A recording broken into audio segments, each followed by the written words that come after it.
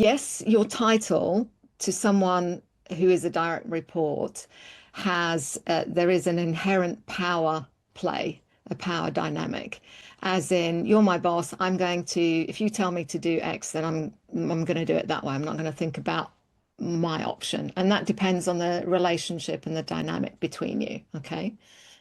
Um, that's something that we need to be mindful of when we are using our coaching skills, that actually our title, because we're more senior, is going to, there's a risk that that person just defaults to our position and doesn't think about what they would do independently.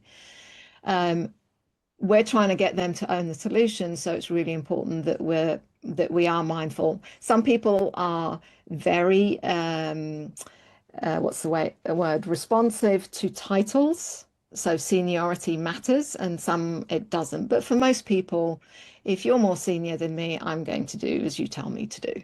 So we want to try and be mindful that that might be at play when we are telling someone to do something or fix something, right?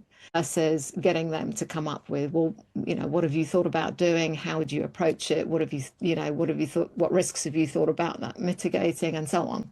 So titles, there is a power play. Distinction between manager versus leader. As far as I'm concerned, you're all leaders.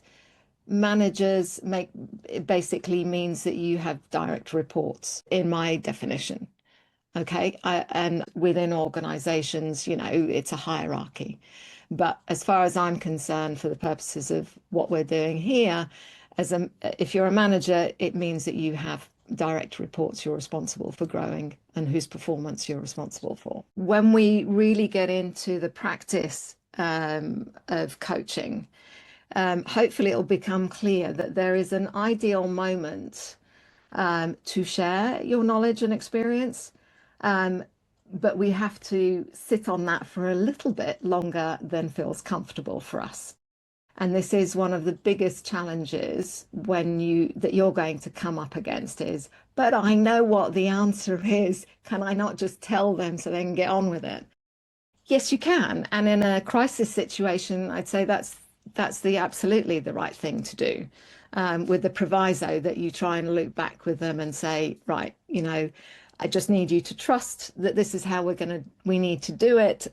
This is at risk. We need a quick response.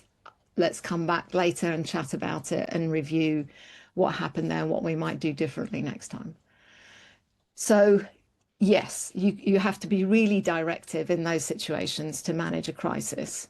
But the rest of the time, you can encourage them to think for themselves, to come up with a solution, to design what the best approach is.